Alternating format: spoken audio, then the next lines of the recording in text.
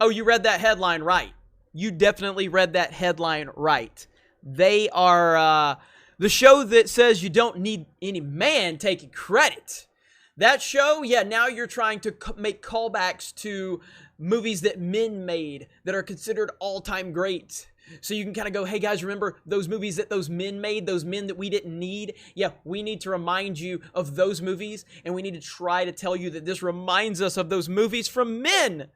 Because even though we don't need men, we're going to find greatness from men and then make you think that this is going to give you any type of feeling and resemblance of that. So funny how that works out.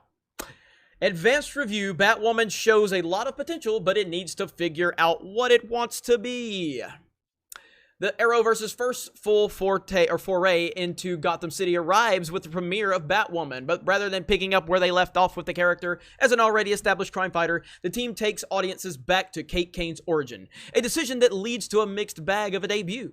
In a TV universe where so much of Batman's modus operandi has been co-opted by the Emerald Archer, what makes a Batwoman story unique? That's a question that I don't think the production team has figured out yet. And without a strong spine, there's a trickle-down effect that impacts both script and the cast. Well, the reason that they haven't figured that out is because they're so focused on turning this into an SJW garbage fest. Of course they're not.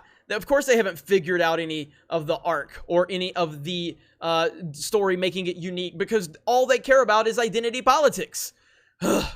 Since the dawn of the Marvel Cinematic Universe, adaptations of superhero properties have been keen on sticking close to the source material while remixing bits and pieces to make them better fit a different medium. Batwoman generally does this well when you consider the origin of Greg Rucka, J.H. Williams' the third run in Detective Comics, but it has an identity crisis when it comes to portraying the world around Kate Kane. The fact is that Bruce Wayne and Gotham City loom heavy on this story, but the production team is unsure of what their take on that legacy is.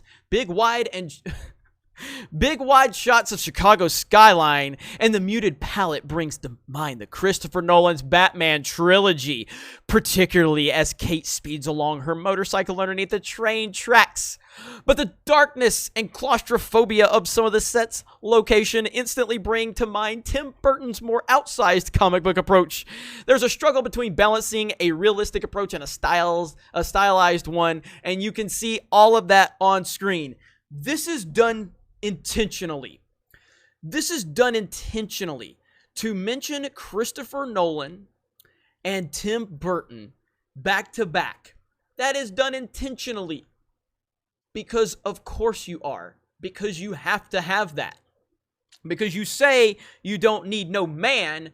You don't want men. You want to do your man-hate trailer. Yet you don't mind using these all-time great films made by men to make your film and your show sound a little bit better, right? Interesting how that works. Got to bring The Dark Knight into it. Got to bring Batman 89 into it. Because this show clearly can't stand on its own. You got to use the work of men to make your show sound better. Interesting how that works. I mean, I could continue to read all of this, but at the end of the day, I mean, this show is going to be a disaster. We all know it's going to be a disaster. I basically just wanted to get to the point where they try to bring Nolan and Burton into it, laughably. Just any comparison to Nolan and Burton is so bad. It's so bad. And it reeks of desperation. You know, Ruby Rose didn't even show up to Comic-Con. I did that video where I covered the fact that there was an entire hotel that was kind of dedicated to Batwoman, going full woke. And yeah, it was funny how she just had to cancel because of all of the hate going against this show. And it's funny how this early review just conveniently mentions Nolan and Burton when it's talking about the review here. Interesting indeed. What a dumpster fire this is going to be. It's going to be a complete and total dumpster fire. I don't even know if I'm going to watch it. I may have to watch it just out of curiosity, just to watch the train wreck unfold. I don't really watch the CW shows. I've watched a little bit of Flash, and I enjoyed it. And I watched a little bit of Arrow, but not very much. I watched far more Flash than I did Arrow, but yeah, man. This is going to be bad. And I can't wait to watch it fall flat on its face. It's going to be beautiful. It's going to be fantastic, and I'm going to love it.